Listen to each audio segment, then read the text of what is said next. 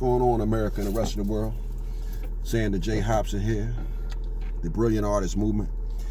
And this here is another episode of Hell for Leather News. The Devil's Advocate segment. Man, I'm hoping I'm not needing some brakes already. I have to dig out the old pickup truck. I hope I don't have to do that. I don't feel like driving around the pickup truck to gas.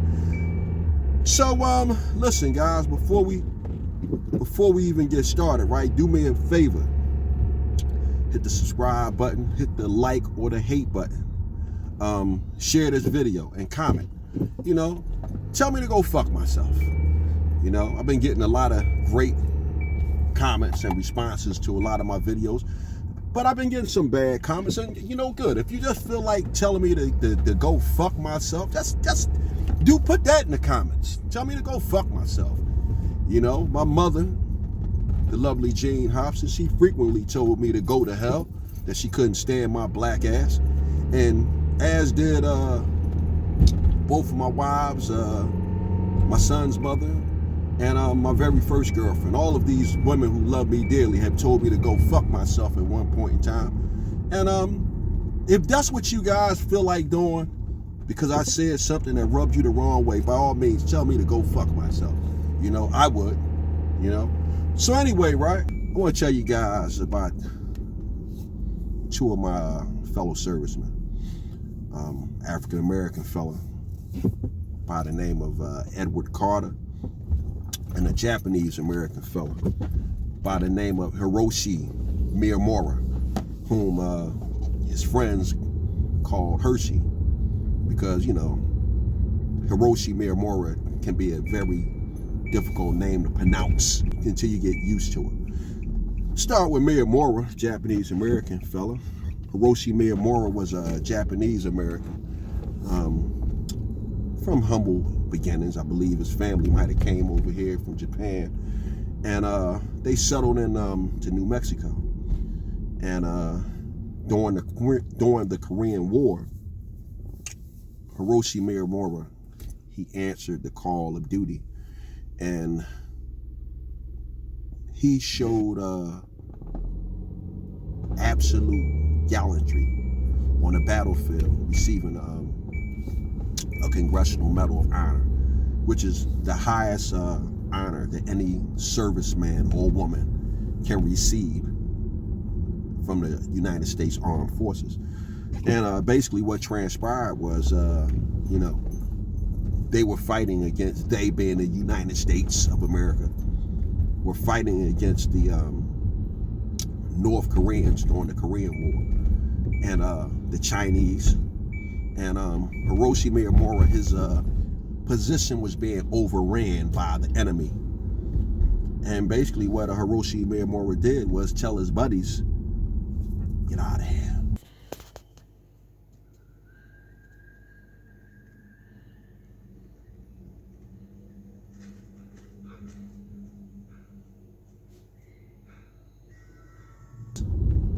I got these motherfuckers. And Hiroshi stood there and manned the machine guns while his buddies was trying to get away. And Hiroshi Miyamora must have killed maybe like 150, 200 people. And then when his machine gun ran out of bullets, Hiroshi Miyamora started throwing hand grenades.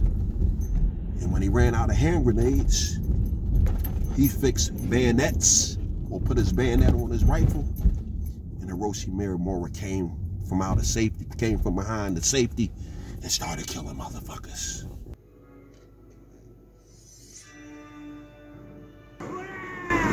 He eventually got caught, and he ended up a prisoner of war in North Korea for 2 years. And when he was released, you know, he came home to a hero's welcome. That was Hiroshi Miyamora, who received the Medal of Honor for his heroics during the Korean War. You know, my fellow serviceman, my Japanese-American brother. Next fella I want to tell you guys about was was an African-American fella by the name of Edward Carter. Edward Carter was a professional soldier. The man loved war.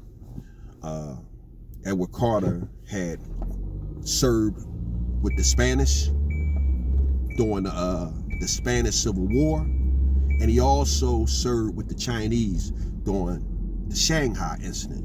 And of course, he served with the United States Army during the Second World War. Edward Carter was a brilliant man. Not only was he very brave on the battlefield, he was very intelligent.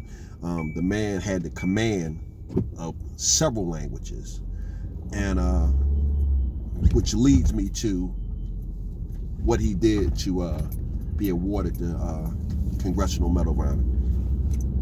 Edward Carter, what transpired, the Americans were being pinned down by the Germans, and Edward Carter, with a small group of men, volunteered to go and to take out those Germans who were holding them down with cannons and machine gun fire. And as they were making their way, they being Edward Carter and his troops, as they was making their way toward these Germans who were bunkered down pretty tight, Edward Carter lost all of his assistants, and he found himself getting shot several times. But nevertheless, Edward Carter got over there, man, and he started kicking ass and taking names. And when these Germans took note of this demonic Negro,